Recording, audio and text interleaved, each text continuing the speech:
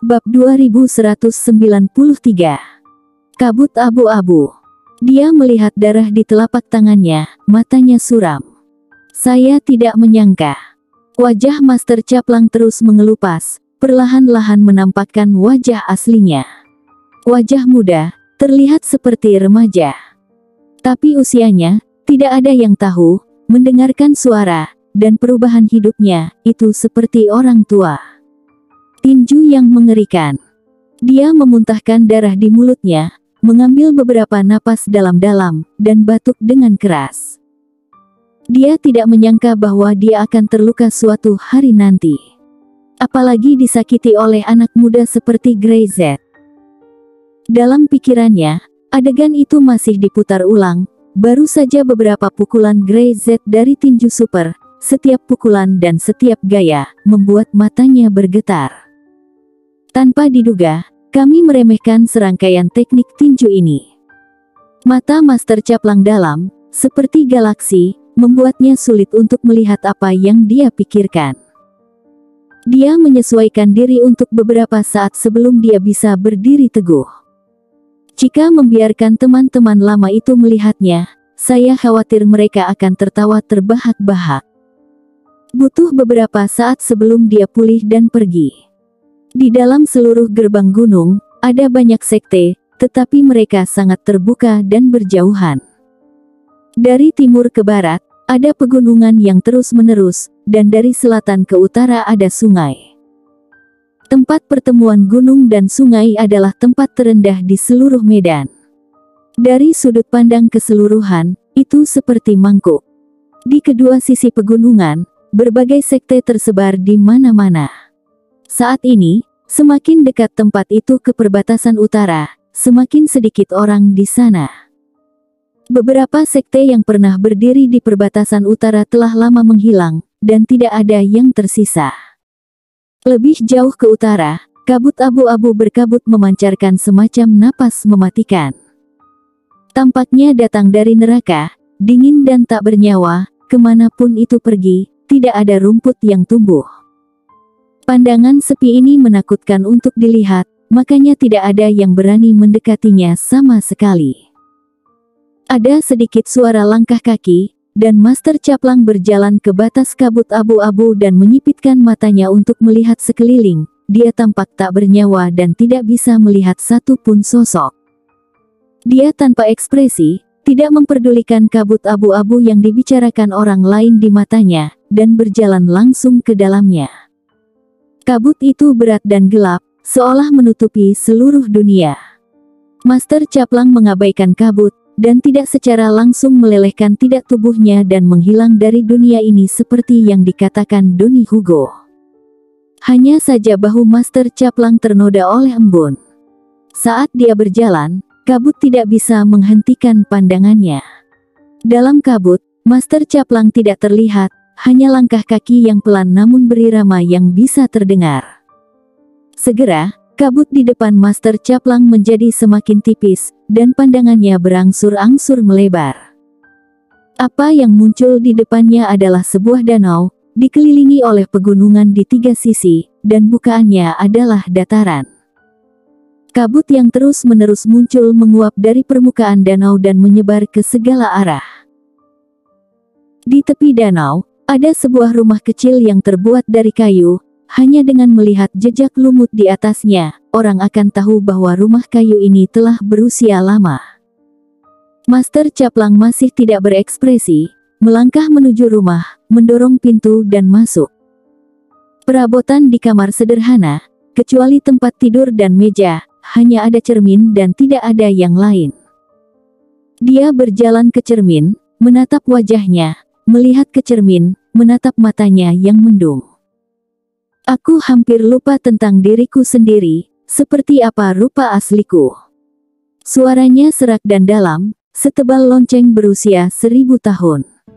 Tangan-tangan itu, dengan lembut mengusap wajah, seolah-olah merasakan tekstur setiap kulit, apakah sama dengan kelihatannya.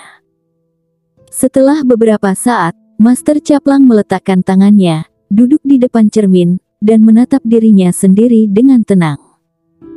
Dia membuka laci, mengeluarkan topeng kulit manusia, dengan hati-hati memakainya, dan menjadi orang asing lagi bahkan bagi dirinya sendiri.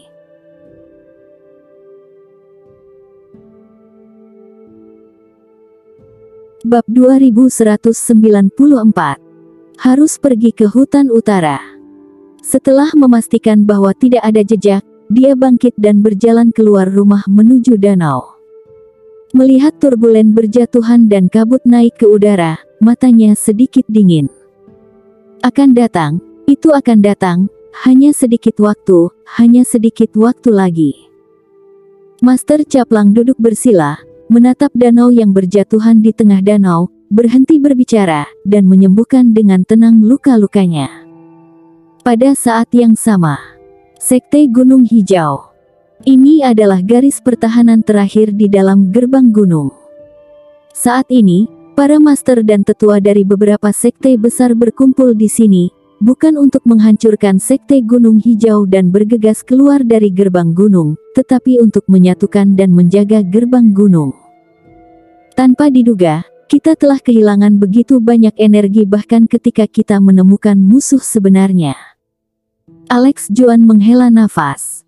Jika bukan karena Grey-Z, mereka hanya akan menjadi alat Master Caplang dan digunakan olehnya. Siapa ini Master Caplang? Apakah tidak ada petunjuk? Master Sekte 8 Pedang berkata dengan marah. Tidak masuk akal baginya untuk bermain dengan kita. Ini bukan waktunya untuk peduli tentang ini. Siapa dia dan apa yang akan dia lakukan? Kita tidak tahu apa-apa, ini yang paling mengerikan. Beberapa orang berdebat. Oke. Grey-Z, yang duduk di atas, membuka mulutnya, dan aula tiba-tiba menjadi sunyi. Semua orang berbalik untuk melihat Grey-Z.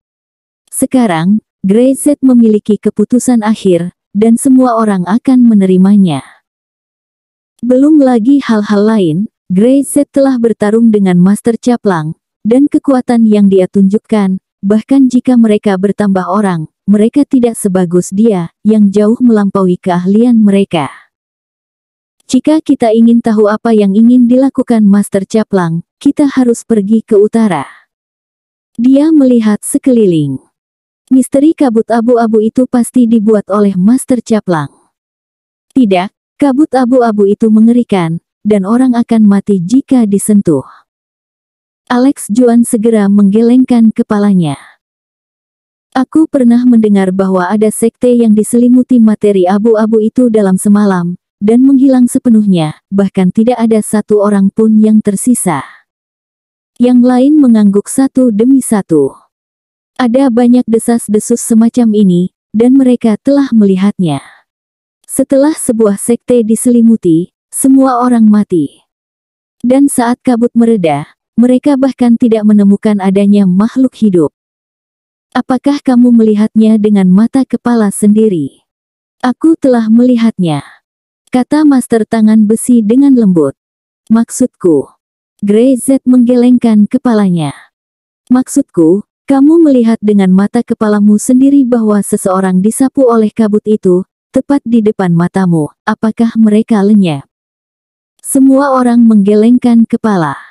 Tidak ada yang benar-benar melihat ini. Hanya saja rumor itu selalu ada. Terlebih lagi, hilangnya sekte-sekte itu semuanya benar, tidak ada yang muncul sejauh ini, semuanya sudah mati. Grey-Z, maksudmu kabut ini mungkin hanya teknik untuk menipu. Arya Yuga menjawab dan berkata. Penatua Rangga Zeko merasakan hal yang sama, dan mengangguk. Mungkinkah ada sesuatu di alam utara yang dia tidak ingin kita ketahui? Itu sebabnya ada yang sengaja membuat kabut ini untuk menciptakan suasana horor sehingga tidak ada orang yang berani mendekati. Grey-Z mengangguk. Ini adalah kemungkinan. Dia belum pernah mendengar ada zat yang hanya bisa mengikis tubuh makhluk hidup, sementara benda-benda lain tetap utuh. Bahkan meski diracuni, bahan-bahan mengerikan dalam racun pasti akan meninggalkan jejak. Grey-Z adalah orang yang ilmiah, jadi meski ada banyak hal misterius di dunia ini, dia selalu dapat menemukan penjelasan yang masuk akal. Ini adalah aturannya. Semakin dia menyembunyikan sesuatu, itu berarti pasti ada sesuatu di sana. Grey Z berkata. Dia tidak ingin kita melihatnya, jadi kita harus pergi dan melihatnya. Apakah kamu pergi ke utara? Ekspresi Alex Juan berubah. Meskipun dia pikir Grey Z memiliki beberapa kebenaran dalam apa yang dia katakan, bagaimana jika dia salah? Tidak peduli seberapa kuat Grey Z, begitu dia dikelilingi oleh kabut, itu akan menjadi ide yang buruk jika dia salah. Yah, aku akan memeriksanya. Grey Z mengangguk. Bagaimana saya bisa menyelesaikan masalah jika saya tidak menemukan masalahnya?